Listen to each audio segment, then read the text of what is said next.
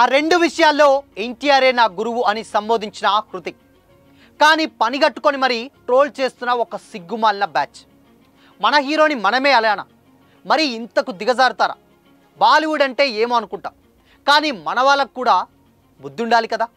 ఏంటా గొడవ అనుకుంటున్నారా? Have a look.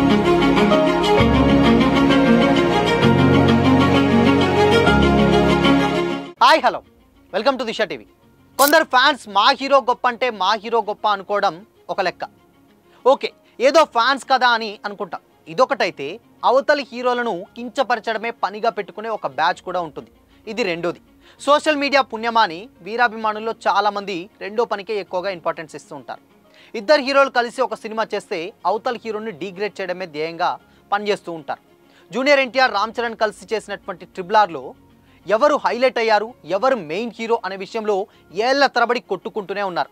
అది చాలదని తారక్ బాలీవుడ్ ఎంట్రీ ఇస్తున్నటువంటి వార్ 2 సినిమా విషయంలో కూడా ఇదే రచ్చ కొనసాగుతోంది. ఇక్కడ తారక్, హృతిక్ రోషన్ ఫ్యాన్స్ గొడవ పడినా ఒక అర్థం ఉందనుకోవచ్చు. కానీ తారక్ యాంటీ ఫ్యాన్స్ హృతిక్ను లేపుతూ తారక్ను కించపరిచే ప్రయత్నం చేస్తుండడం కొంచెం సిగ్గుమాలిన విషయమే. అలా చేసిన వారితో ఎన్టీఆర్ ఫ్యాన్స్ గొడవ పడుతున్నారు. అయితే ఈ అనవసర ఫ్యాన్ వార్స్ తారక్ వరకు కూడా వచ్చాయేమో కావచ్చు. వార్ 2 ప్రీ రిలీజ్ ఈవెంట్లో ఈ టాపిక్ మీద ఎన్టీఆర్ మాట్లాడారు. వార్ 2 నుంచి ఇటీవల రిలీజ్ చేసినటువంటి డాన్స్ నెంబర్లో ఎవరు హైలైట్ అయ్యారు అనే విషయంలో వాదనలు నడుస్తుండగా తారక్ వాటికి చెక్ పెట్టే ప్రయత్నం కూడా చేశారు. ఈ పాటలో ఎవరు బాగా డాన్స్ చేశారు అనే చర్చ అనవసరమని, సోషల్ మీడియాలో జరుగుతున్నటువంటి ఈ చర్చ అభిమానులు తప్పుదోవ పట్టిస్తుందని తారక్ అన్నారు. ఈ పాట ఇద్దరు బెస్ట్ డాన్సర్స్ కలిసి చేసినటువంటి సాంగ్. దాన్ని ఎంజాయ్ చేయాలని, వాదనలు అనవసరమని కూడా తారక్ ఒక క్లారిటీ ఇచ్చారు. ఇకపోతే హృతిక్ రోషన్ పాన్ ఇండియా స్థాయిలో super star.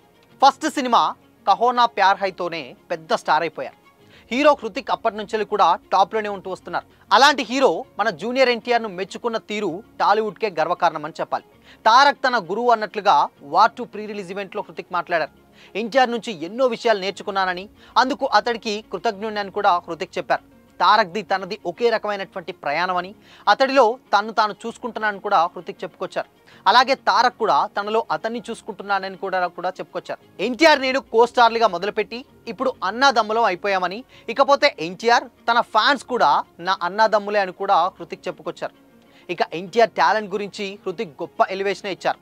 Tarak one take final take star అని కూడా హృతిక్ అన్నారు. ఒక్కసారి క్యారెక్టర్లోకి ఎంటర్ అయితే అతను లీనమయ్యే తీరు అద్భుతం అని కూడా షాట్లోకి వెళ్ళాడంటే 100కి 100% దానికోసం ఏం చేయాలో అది చేస్తాడని, 99.9 కూడా కాదు 100% ఇస్తాడని కూడా హృతిక్ చెప్పుకొచ్చాడు. సీన్ కంప్లీట్ అయ్యాక దాన్ని జడ్జ్ చేసే అవకాశమే ఉండదని, పర్ఫెక్ట్గా ఉంటుందని కూడా హృతిక్ చెప్పారు. తారక్లోని ఈ లక్షణాలను తాను కూడా నేర్చుకున్నానని, తన తర్వాత సినిమాల్లో వాటిని ఇంప్లిమెంట్ చేస్తానని హృతిక్ అన్నారు. తారక్ వ్యక్తిగా ఎంతో స్ట్రాంగ్ అని, వార్ 2 చేస్తూ తామిద్దరం ఎన్నో దెబ్బలు కూడా తిన్నామని, కానీ తారక్ అంతే ప్యాషన్తో నిలబడడం చూసి తాను ఇన్స్పైర్ అయ్యానని, అది తనలో నేర్చుకున్నటువంటి మరో విషయం అని కూడా హృతిక్ చెప్పుకొచ్చారు.